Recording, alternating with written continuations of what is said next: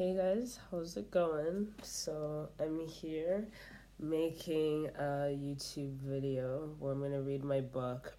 I haven't read any books in a minute, like maybe 4 months or something like that. So a lot's changed since my last update because my life's always kind of rapidly changing. I'm not going to update you guys with it anymore because now I just feel like kind of like an idiot for my last update. But I'm doing well, still at Waterloo. Yeah, things are going good. And I kind of want to try to make reading my book a bit more consistent and constant. And I don't know, learn how to, I guess, get it out there on top of. I do want to try to put like clips into the videos. So I don't have that skill. It's something that I do need to work on or ask someone to help me with. But I do want to put like the little movie clips that I'm talking about when I'm like referencing it to the book instead of just putting links down in the bottom below, add them into the video because I binge watch on people talking on YouTube, and the like movie reviews and stuff like that, the type of reviews I like the most are when they have like little snippet of movie clips on it. So I don't know, that entertains me, so I might as well try to entertain you guys that way. But for now, I'm just gonna be reading my book and then going over a few things. Well, that's all really loud. So that's on me.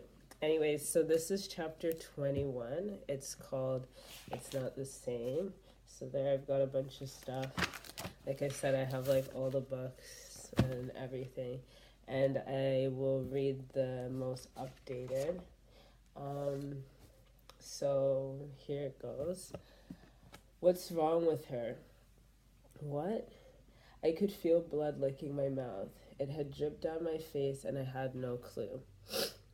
River, you died on the table. I'm sure you're aware of the effects it has on your partner.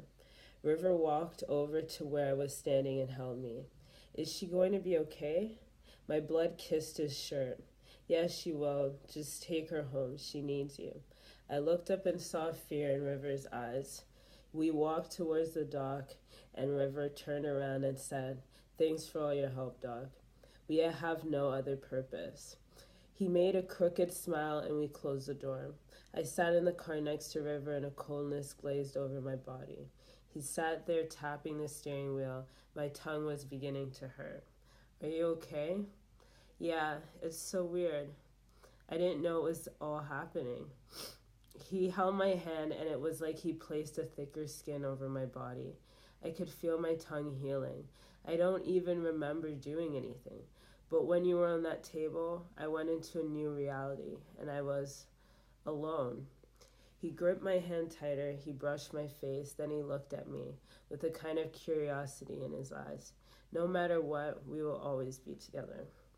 I smiled as if every word and syllable was as sincere as the air I was breathing. I focused my attention on his seemingly simple eyes. I looked away and the light turned green. I began to get that feeling back again, that feeling that things are the way they should be. When he was on the table, this world lost the simple beauty I always admired and adored. That I always admired and adored. I could feel a kind of emptiness residing in that moment. Everything would still hold a beauty, but never in my eyes. It would not be the same. It would not hold my attention. Every moment would be an inch away from true happiness, just because he wasn't there within me.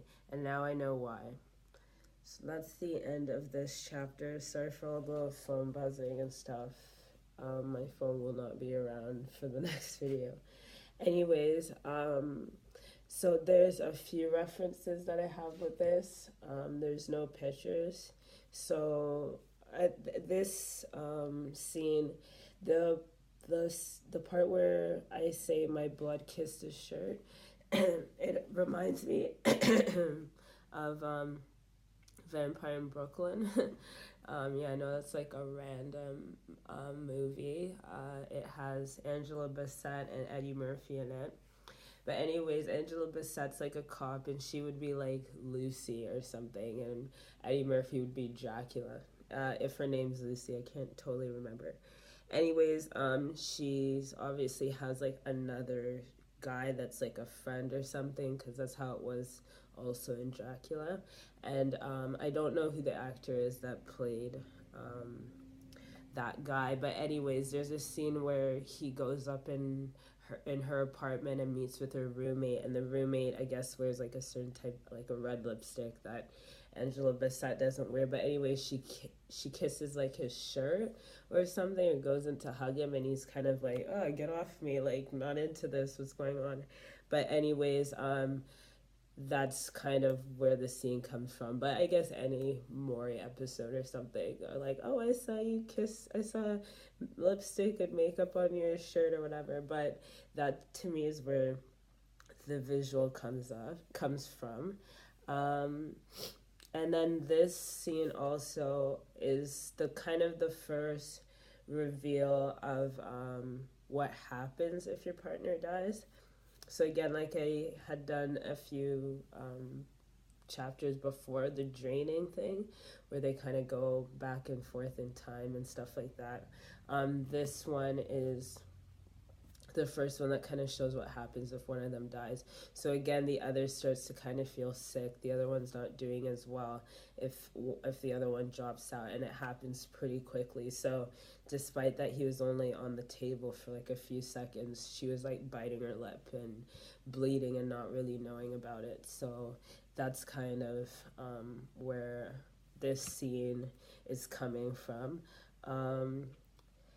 And the doctor saying we have no other purpose, and I thought that was kind of cool in the sense that it is kind of the concept of a doctor, but like despite them saying we have no other purpose, as if like, oh my god, we don't do anything else, what they do is so grand. Like it seems simple to say that, but it's an impact that's like insane. Like we save lives, that's just like what we do. That's like why I'm a person and like the role I've decided to take on. And I think it's cool for him to kind of say it that way. So he's like the doctor in their realm, and that's his only purpose. But like he stopped River from just dropping out and kind of helping him.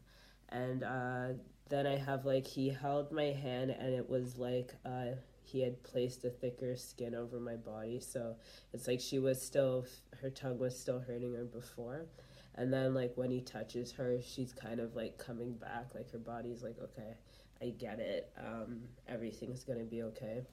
And then I also wrote or like that I smiled as if every word and syllable was as sincere as the air I was breathing.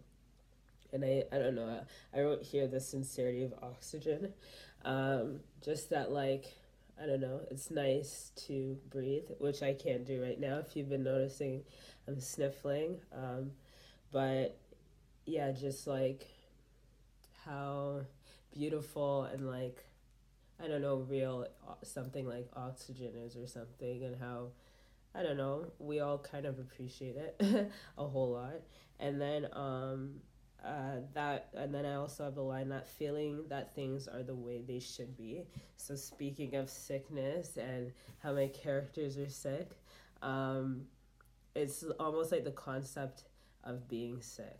That feeling that things are the way that they should be. It's like when you get sick, you're like, okay, my throat's hurting me, and like things that you took for granted are little things you never even thought of. Like you can feel all of a sudden, you're like, holy shit, I really, really need that thing that's gone right now, or that's hurting. And like being able to breathe, like my nose was really stuffed, everything like that.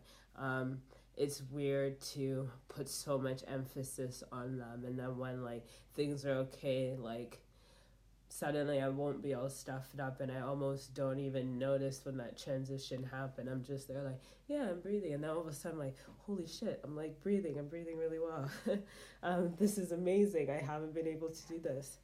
So yeah, that's kind of where that came from, is it's like, okay, things are the way they should be, they're not sick anymore.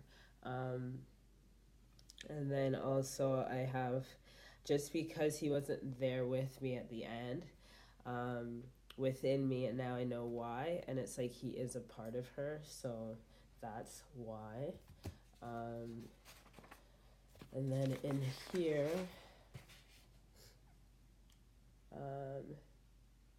yeah, I think that's everything. I have kind of a note here that I'll bring up when I read maybe the last book or something, because there is like a big twist or something, and I did write a note here that pertains to that. So yeah, that's everything for this chapter, chapter 21. It's not the same.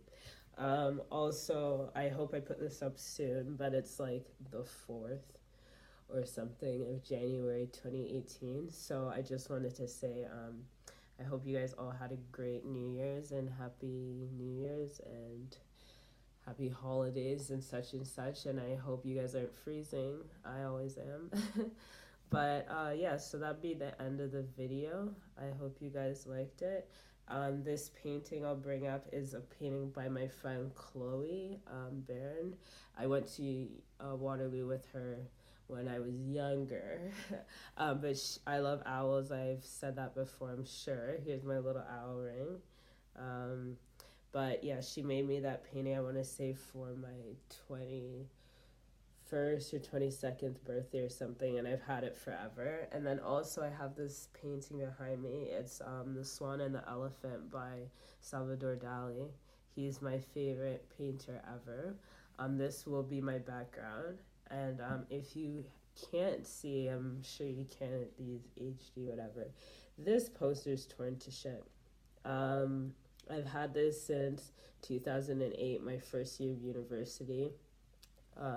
I love this painting. I love Salvador Dali. I can't do surrealism, but it is very dreamy, and usually in my rooms I'll have it above my bed as almost my dream catcher, so to speak. But since I'm reading this book, I put it above my desk, and I'm kind of big dream girl right now, so I thought this would be perfect, and I can always put paintings over here of mine as well. So yeah, I just wanted to give you guys the back below on that. So yeah, if you can see, there's a swan and there's an elephant, and it's just a lake. It's a reflection. Anyways, it's beautiful. I love it. I hope you guys like it. And it's old. Okay, thank you. See you guys.